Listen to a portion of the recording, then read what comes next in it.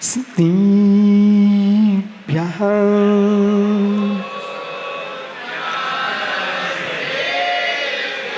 मंगलम भगवान अरिहंत मंगलम भगवान जिनाः मंगलम प्रतिमाचार्यो मंगलम वृषभेश्वरा मंगलम भगवान वीरो मंगलम गौतमो गुणी मंगलम कुंद कुंदाख्यो जैनधरिमोस्तु मंगलम श्रीमंगल्यं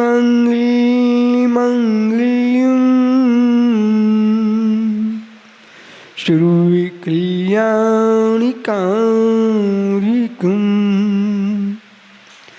प्रधानं श्रीधरीमाणं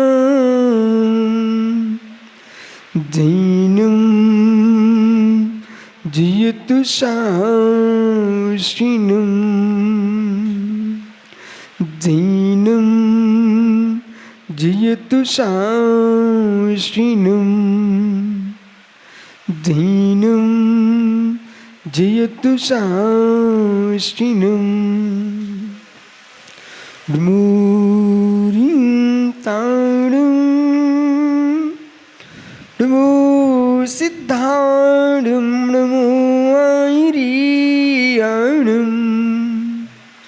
नमो छायाडं नमो नुई शौविसाभूडं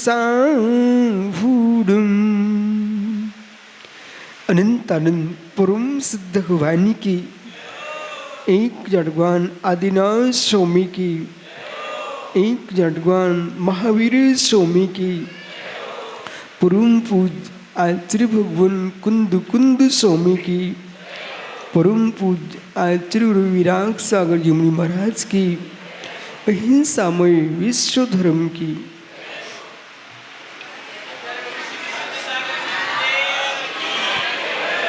भावबंधु अंतम तीर्थेश और दमाइन स्वामी के शासन में हम सही विराजते हैं।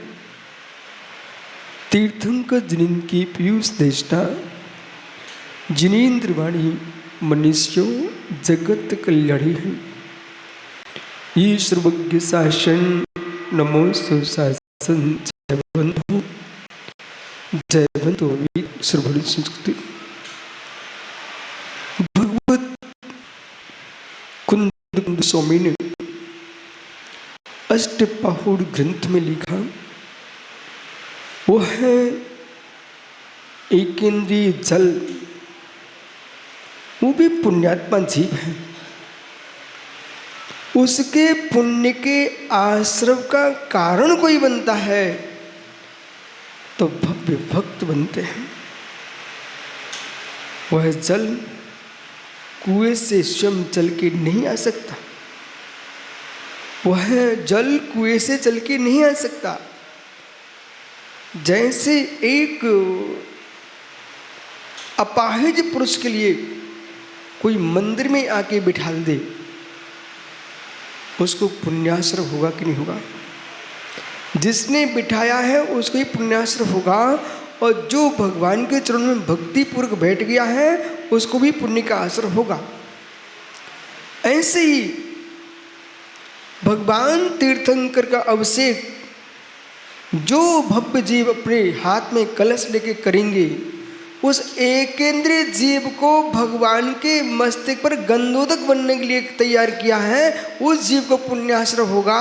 जो अभिषेक बन के आ रहा है, भगवान का निधन करा रहा है, उस एकेंद्रीय जीव को भी पुण्याश्रय होगा। जिस एकेंद्रीय जीव का ऐसा कीर्ति नाम कर्म का उदय नहीं है, जिसका पुण्य कर्म का उदय नहीं है, मालूम वो ऐसे कलश में नहीं जाता। ओहो, मैंने गोमटेस में देखा कि यहाँ पर भी कलश का जुलूस निकला ना, अभी मंगल कलश आया ना। ओहो, मंगल कलश, मंगल कलश, उसमें क्या भरा था भाई? पानी। युगल भट्टारक जी, मित्र विश्वास मानिए, जो उसमें जल भरा हुआ है, उस जल में जो एक इंद्रिय जीव है, उसका प्रचंड ऐसा कीर्ति नामकरण का उदय है, जो कि कलश में मस्तक पर रख करके ये जलूस के साथ पानी आया है। एक वह पानी जो मंगल जलूस के साथ आया है, एक वह पानी जो सुबह से लक्ष्मी से नहीं लेके गए थे। ओ हो, समझ में आया कुछ? समझ गए ना क्या? ओह ज्ञानी, एक वो पानी जो यूं होके गया है, उसका क्या होगा? ओहो, प्रत्येक जीव का पुण्य पाप का उदय होता है। एक वो पानी की बूंद है जो कि संडास में मल धोने के लिए गई है। एक वह पवित्र कलश है जो 3 लोक के नाथ का निबंध होकर के गंधोदक बनने वाला है। आंख बंद करके देखो, आंख बंद करके देखो। बालकों, जितनी युवा बैठे बेटा, जब भी अवसर मिले भगवान के अभिषेक करने का, पहले अपने पुण्य का उदय मानना, और कहीं भगवान को विराजमान करने का अवसर मिले तो प्रभु को ऐसे पकड़ के मत उठाना, सीधे सिर पर रखना। वहां बिठाने के पूर्व क्या चिंतन करना आपको? हे नाथ, हे नाथ, आज मैं कितना पुण्यात्मा ये मस्तक मेरा कि आज किसी जमादार घर में जन्मा होता तो मल की टोकरी इसमें माथे पे होती और हमारे मस्त तुम 3 लोक के नाथ विराजमान हो। वे पुण्यक्षीण लोग हैं जो भगवान के अभिषेक करने के लिए शर्माते हो। वे पुण्यक्षीण लोग हैं भगवान के अभिषेक करने के लिए बचते हो। वे भाग्यशाली लोग हैं जो आंगन चढ़ करके भगवान का अभिषेक कर रहे हो। पुण्य क्षीण अभिषेक नहीं कर पाएगा। शुभम, जिनके पुण्य क्षीण हैं वे अभिषेक नहीं कर पाएंगे बेटा। पात्र को दान, पात्र को दान, जिनेंद्र की पूजा, जिन वाणी का वाचन वे ही करते हैं जो भविष्य के बनने वाले भगवान हैं। जिनको पात्र दान के परिणाम न हो, भगवान के अभिषेक करने के परिणाम न हो, जिनवाणी सुनने के परिणाम न हो, मित्र समझ लेना अभी तुम्हारा संसार बहुत दीर्घ है, लंबा है। जिनसेन जी श्री धवला जी में, तिल्लुक परिणति में, न्याय दीपिका में, पंचास्तिकाय में, हे मित्र 3 जगह मंगलचरण की व्याख्या है।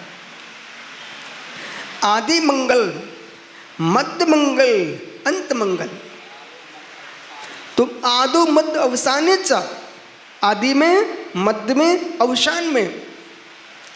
आदि में मंगल करने से निर्विघ्न कार्य होता है। आदि मंगल करने से शिष्टाचार का पालन होता है, पुण्य की प्राप्ति होती है, निर्विघ्न कार्य की सिद्धि होती है और नास्तिकता का परिहार होता है। ये 4 हेतु हैं। आदि मंगल विद्या, विद्या के फल की प्राप्ति हो। मध्य मंगल निर्विघ्न कार्य की समाप्ति हो। अंत मंगल प्रशस्त अध्यवसाय के पुण्य का बंध हो। हे मित्र, आपने आदि मंगल किया हैरले में, भगवान का पंजीकरण करा के, मध्य मंगल कोल्हापुर में भगवान आदिनाथ का अभिषेक करके, फिर अंत मंगल मित्र आज से ही इस सभा के लिए और भट्टारक जी के लिए और प्रणाम सागर के लिए सबको श्रीफल भेंट कर दो। और यूं कहना कि मित्र, जब आदिनाथ स्वामी का अभिषेक के मंगल वेल अच्छे तृतीया के दिन, जब भगवान ऋषभ देव के चरणों में मनुष्यव्रत दुकान है, ऋषभ देव भगवान के चरणों में भगवान 20वें तीर्थंकर मुनि सुब्रतनाथ स्वामी का जब पलचणक महोत्सव हो तो मित्र इनको पहले से आके बिठा लेना। क्यों? कर्नाटक से जितने स्वामी आए तुम दोनों महाराष्ट्र के हो तो थोड़ा राग तो रहती है ना। उनको कहना मैं घर का हूं, वो आप नजदीक के घर के हो, इसलिए सबका पूरे देश का आपको स्वागत करना है। स्वागत एक प्रकार का नहीं होता, माला डालने स्वागत नहीं है, आशीर्वाद देना भी स्वागत है।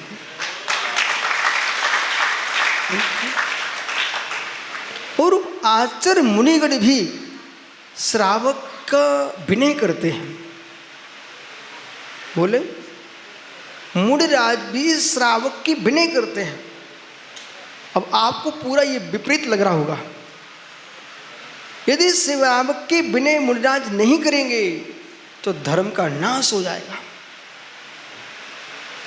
मुनिराज के लिए श्रीफल चढ़ाया, नमस्कार किया है, ये मुनि की विनय है, साधु परमेश्वर की विनय है। जो भव्य जीव कितने भावों से चल के आए हैं। 15-20 दिन पहले से जब से इनको मालूम चला कि दो आचार्य इतने मुनिराज भगवान चंद्रप्रभु चरणों में आदिनाथ स्वामी का अभिषेक होने वाला है, कितने भव्य जीवों ने सोच लिया था मैं वहाँ पहुँचूँगा। उस समय से जो परिणाम किए हैं वो पुण्य आश्रम प्रारंभ हो चुका था, पाप का क्षय प्रारंभ हो चुका था और किसी को मालूम नहीं है। इसी बीच में ऐसी आयु का बंद किसी ने कर लिया हो तो नियम से स्वर्ग का देव बन के नंदीश्वरों में जाके अभिषेक करें, सुमेरु पर्वत पर अभिषेक करें। तो जब अभिषेक का परिणाम किया, इतने दिन से विचार किया था, उस जीव ने दादा, उस जीव ने विचार करते करते इतनी आस्था से चल के आया है। ओ महावीर भैया, हे स्वामी नमोस्तु, हे स्वामी नमोस्तु। ओ हो। आचार्य शांति सागर महाराज के लिए एक श्रावक गया महाराष्ट्र का, बोले हमारे गांव में चौमासा कर लो। वहाँ बड़े बड़े सेठ बैठे थे, बोले कैसे कर लो? बोले कल निर्णय करेंगे। मालूम वो सुबह से पहुँच गया 4 बजे, और 4 बजे पहुँच करके बोले तुम करते ना निर्णय हैं असलापुर। वो पहुँच गया एक भव्य जीव। जब महाराज बैठे सामय करने के लिए, उसने सीधा पाटा उठाया, बोले चलो अब तुम करते ना निर्णय, अब चलो। अब वो रास्ते में जब समय हो गया सामाय का, कहते बाबा उठा दे। बोले बाबा नहीं उठो, रखता आपको, पहले बोलो चौमासा कहाँ पर होगा। बोले तब तो अपने गांव में लेके पहुंच गया। बोले बिहार बे कराएं जो बिहार करना नहीं जानते हैं, हम तो सिर पर जब भाजी की टोक नहीं रख सकते हैं, हम तो भगवान को लेके आए हैं।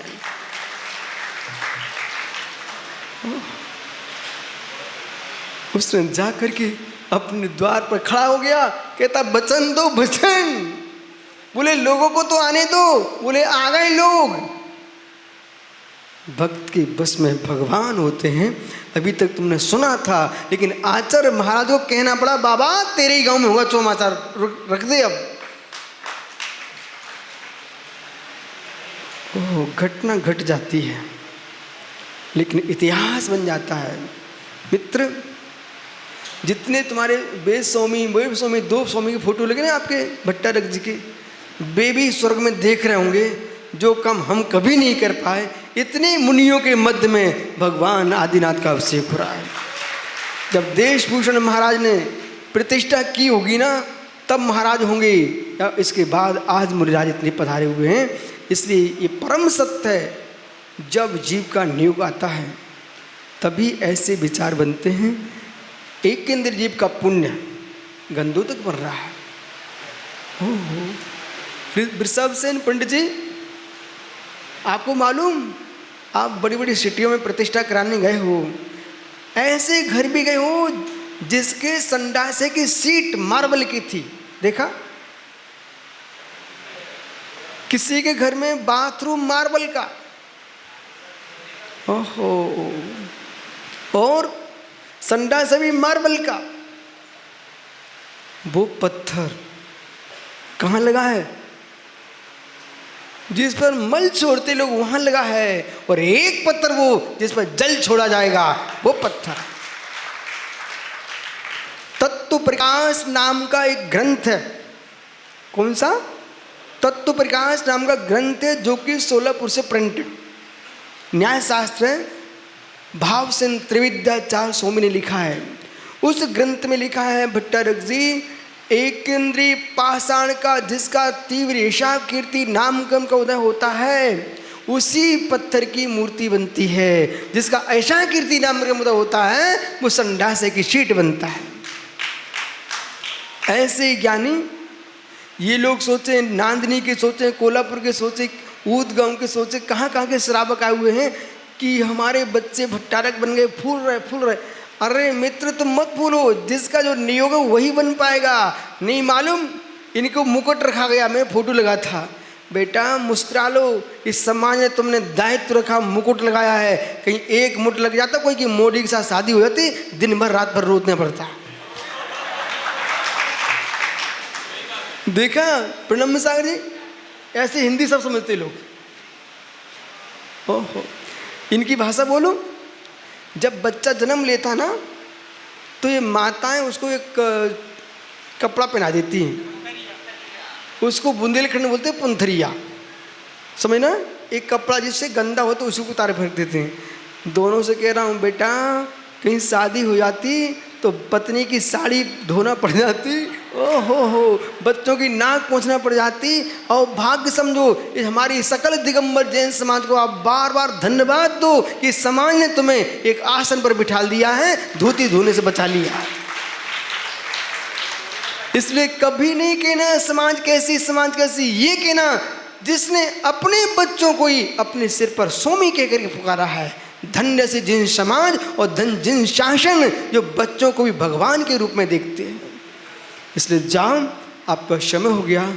सुरेंद्र भाई, मित्र, ट्रस्टियों से कहना, सकल समाज से कहना, मेरी आंखों के सामने यदि आदिनाथ चंद्र प्रभु में झलकते हैं, ईमानदारी की बात कर रहा हूँ, भगवान नेमिनाथ जनाने के नेमिनाथ दिख रहे हैं, और लक्ष्मी महालक्ष्मी मंदिर के एक एक जिन प्रतिमा मुझे आंखों में झलक रही है। हे नाथ, वो दिन कैसा पवित्र होगा जब मठ से, यहाँ से साधु संत निकलते होंगे और अपने विशाल जिन मंदिर की वंदना करते होंगे। कंबोडिया में दिगंबर जैन मंदिर है, ऐसा विशाल मंदिर आपके कोल्हापुर में है। और जितने जब मंदिर सुरक्षित हैं, एक एक बच्चा, कितने बच्चे अपने यहाँ पर जैन के बैठे, हाथ ऊपर करना, कितने बच्चे जैन के बैठे यहाँ पर? सब बैठे हैं। बेटा जब भी कोल्हापुर आओ, जितना समय तुमको मिले, भगवान जिनालय के दर्शन करके आना। दिन में 24 घंटे में एक बार माता, माँ हो, मनुष्यों की माँ हो कि त्रियंचनों की? मनुष्यों की माँ हो। हे मनुष्यों की माता हो, त्रियंचों की माताएं जन्म ले करके मर जाती हैं, पर मनुष्य की माँ जन्म दे करके, संस्कार दे करके अपनी संतान को भगवान बनाती है। इसलिए आज से आपकी प्रतिज्ञा है, छोटे से छोटा बच्चा होगा, भले मंदिर में आके रोने लग जाए, तब भी तुम मंदिर में बिठा देना।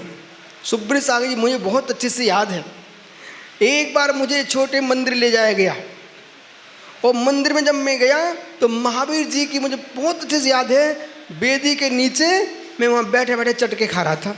मंदिर की चटके बहुत अच्छी लगती बच्चों को, भले चटके खाई हूँ।